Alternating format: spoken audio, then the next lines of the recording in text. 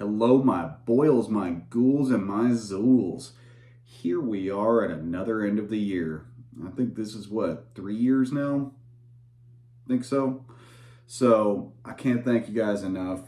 This year actually was a pretty big year for us all. We had quite a few things go on in the Kalash world. Like we had the Serbian export ban. We had all the fucking vicars working with the Russians news. We had the Kalash bash moving and everything. So we didn't get to do a Kalash month this October. Also, there was no Red October this year. It was just they called it Red October Kurtz because the main Red October, there were some problems with it, and it didn't end up happening. So they ended up having to do a smaller match. I didn't go to that, but lots of news in the Kalashnikov world. As far as channel news here, we hit 1,000 subs this year, so can't thank you guys enough, because last I saw, I think it's at like 1,300 and still growing, still getting subs every day, and I don't know what started popping, but I can't thank you guys enough, because man, it's the fact that you're still sticking around and enjoying the content, and I've actually had folks reach out and tell me they're rewatching stuff and binge watching stuff, and that's really cool because I can see it on analytics and everything. Obviously, that's really cool, man. I appreciate it because I think it's kind of obvious that I've had another one of those slowdowns lately, and behind the scenes, of course, life happens. I got a new job and just adjusting to a new schedule. In case you can't tell by the bags under my eyes. Also having to transition computers because last 20 something years, I came from the music industry, so I've been using Apple products because, when you're editing audio primarily, that's kind of what you need because that's where most of the compatibility is. They just run better for audio straight up. So I have been putting together a PC system just out of cost effectiveness, and gotta say, it's a challenge. It's a challenge. I've had, my pal Ski helping me, but he's the one putting it together for me because I am like just a notch above computer literacy these days.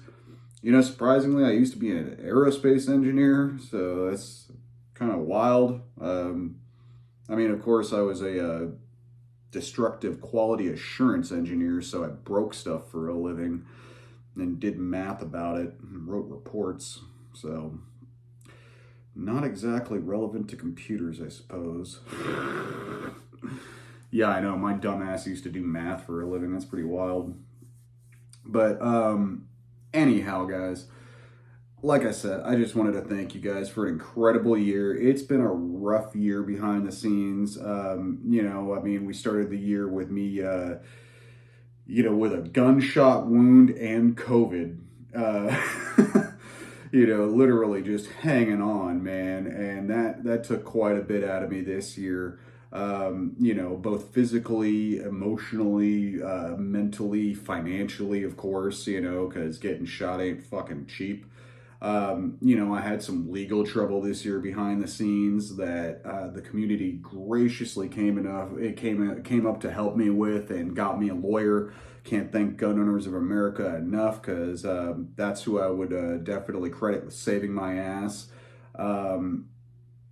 Other than that, man, behind the scenes, it's just been a rough year, and I've been having to rebuild my personal life a little bit, and with that came a little bit of retooling the channel behind the scenes. I think I've mentioned before I have quite a bit of content in the can, and I've just been trying to pick through it and edit it as I can. I think I also previously mentioned I gave a try to editing video on my phone, which is handy if you have that kind of editing voice on the phone, but I found that I do not. The edits weren't turning out so hot, and it was actually creating a little more work for myself because I'm a little obsessive about getting the cuts right and everything. It comes from that audio editing, so it just wasn't my preference. I couldn't deal with it, so we're transitioning back over into Adobe and into PC world and everything, and just retooling the channel, and coming up we do have a Riley defense review. So because I wanted to do a little more continuation with this, like doing more with less kind of thing. Because I think this channel very clearly started as more of like a beginner thing and trying to communicate in the most simple language possible, but I feel like much less need to do that these days with more people asking questions and everything. So I just wanted to transition more into a history sort of thing, and things that I'm interested in, like frankly, I mean, outside of just general Kalashnikov stuff, I am very interested personally with doing more with less. So, Riley defense kind of fits in with that. It's one of the reasons why I checked out those Fiachi iron sights. When they reached out, I was like, actually, yeah, I would love to do that review. And when I checked them out, they were pretty awesome. So we have a continuation of that coming up, including a little more with those iron sights. Also, cheaper ways to zero, cheaper ways to just get better furniture on your gun. And, of course, we're going to do some more drills. Got to get back into the drills. One video that has been in the making for over a year now, and really mostly because of time constraints and ammo constraints and gun constraints a little bit too. A long requested video was the Great Crink-Off. Basically, what was requested is lining up all the shorties that are commonly available, and just giving a nice comparison and running through numbers with them. So those would basically be the Crink, a Draco, and in my eyes, an M85. That'd be the three common shorties. You could sub the M85 out with like, a 5.56 mini jack or something like that, but three calibers, three similar length guns, they're all kind of appropriate lengths for their calibers as well. They're getting a little bit of powder burn loss, and, there is a comparable margin between them. So, I think I chose three guns that are coming together very nicely to have kind of a equal opportunity to a nice diverse set of means and data at the end. So that requested video is finally happening, and it's one of the channel projects we've been working on was the old Draco. So one of the problems that I've been having with this guy lately is that the iron sights, no good. The barrel is just done. It's just done. It's like literally no longer holding in there. The actual sight itself is no longer holding in there. I don't know what's up with that, but also took a drop and broke the leaf on this, which sucks because it was an original Russian leaf. And when it broke, it also somehow jammed the leaf spring in there so well that I had to get an end mill to cut it out. Pretty gnarly. I mean, I'm talking, dude, I was just pulling and yanking on that thing like a goddamn tooth with my pliers for weeks. I ain't even gonna lie. And finally I just realized that, that sight leaf was probably a PSA sight leaf. The little nub thing was probably punched a little too hard, and when I was like trying to feel under there, I could actually feel the nub extruding through the hole, like that, because you got your little hole there for the sight leaf. And yeah, it was punched in so hard that I was like, how did I even get this fucking thing in here? And then I realized, oh yeah, I didn't put it in there. The original builder put it in there, and I don't know how the fuck he got it in there. So I ended up having to just, where the nub is and there's a little hole, I ended up having to take an end mill and just punch it through so I could actually pull the leaf out. So we are back on track with our little channel project, and back on track with the Great Crink-Off. The Great Crink-Off. I think that's what it's going to have to be called. Even though, yeah, we could do a 7.62 Crink, but frankly, those are not all that available. And I mean, even 545 cranks are not all that available, really. And even now that there's Schaefer Customs with reproduction kits, AKS 74U reproduction kits, it's still not the most available thing. You're gonna have to collect a lot of parts for that. And I mean, I'm probably doing that myself, provided the reproduction kits are still in production in the next few months. I'm hoping it's not a limited time thing, because I'd like to build myself a 556 crank, frankly. But that's another video we got coming up, is a little update on the crank. So yeah, we got a Riley video coming up, another Fiachi Iron Sight video coming up. We got the crank off video coming up. We got a crank update, which actually that's going to happen before the crank off, because a lot of these guns are pretty pimped out. So taking the crank out in factory form wouldn't be the most fair thing. So got a couple things for the crank. Other than that, what do we got? Let's see, Riley, Fiachi, crank. Other than that, gonna finally start releasing these full history edits that I have going. That's finally gonna happen. I think you might have been able to notice that I've been kind of incorporating a little more of that type of footage and a little bit more narrative into the videos. And, I've just been trying to improve my storytelling abilities, essentially, because, that's what I really like out of YouTube. Outside of, technical data, there's just great stories to be had. And that's really the arena I see this channel being more into, because, frankly, you can watch anybody for reviews, and, I'll still do them now and again and everything when I find something that I'm into. But I'm damn near at the point that I've pretty much exhausted anything I want to review.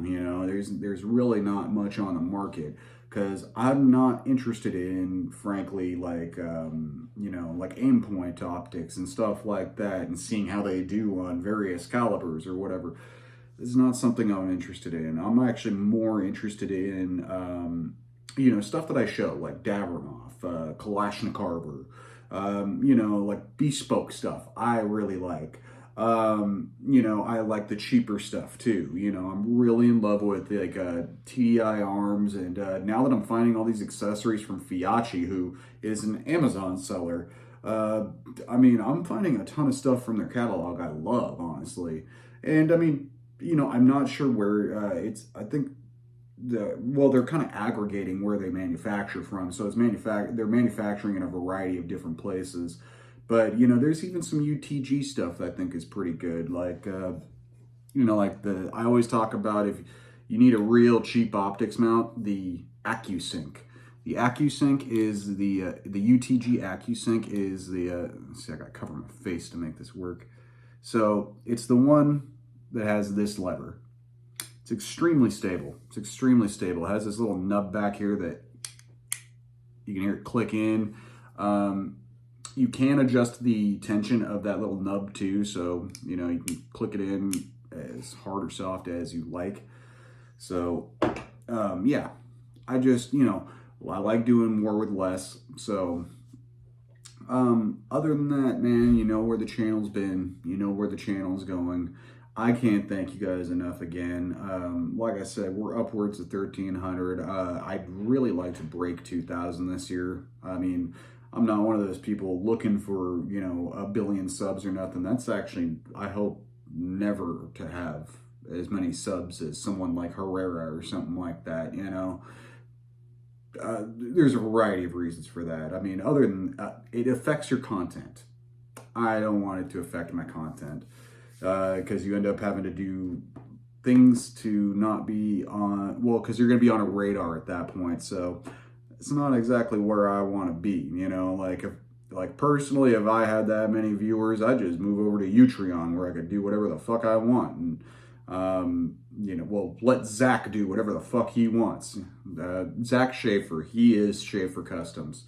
So, yeah, should clue you in on the quality of his AKS 74U reproduction kits.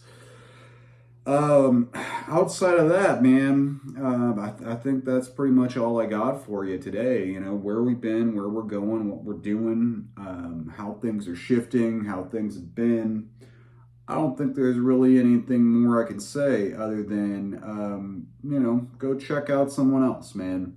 If I wanted to shout someone else out today, because I am not going to edit this video. That's straight up. It's just not going to happen. I just wanted to give you guys a little update. But I want you to go look up Aiden Arendez on YouTube. It's his YouTube name is I'm.horrendous. It's how his name is pronounced. I'm horrendous. Aiden Arendez. I'm horrendous. So go check him out. He is an extremely accomplished, extremely good shooter. So you are going to learn some things from his channel. He's got a smaller channel. He's just starting out. So go give him a sub. Go check out his content. You're going to find some useful stuff. And the more he grows and finds his voice on YouTube, the more you're going to grow with him, and the more you're going to find useful information and tips and stuff like that, just like you found here, because a lot of you have been around since the beginning of this channel, and that's kind of crazy, because, we wrote it about, we're one of them channels that was riding at 50, 75 subs or something like that for the first 6 months, maybe even a year or something like that. And then all of a sudden, things just started popping. It just happened, wasn't really any particular video or anything like that. It was just that, I had been in the space enough that videos started getting views and subs started happening and all that. And, when that initial avalanche of subs came, that first few hundred people, a lot of you were still here from that first year. And that's really flattering, man. So, go over, check out I'm.horrendous. Aiden Arendez. You can, like I said, you can check it out. You can see a fresh channel that's very quality. And, like I said, you can grow with him as he grows with you. I don't know how cool that sounded. That's pretty sus, but go get a boner with Aiden.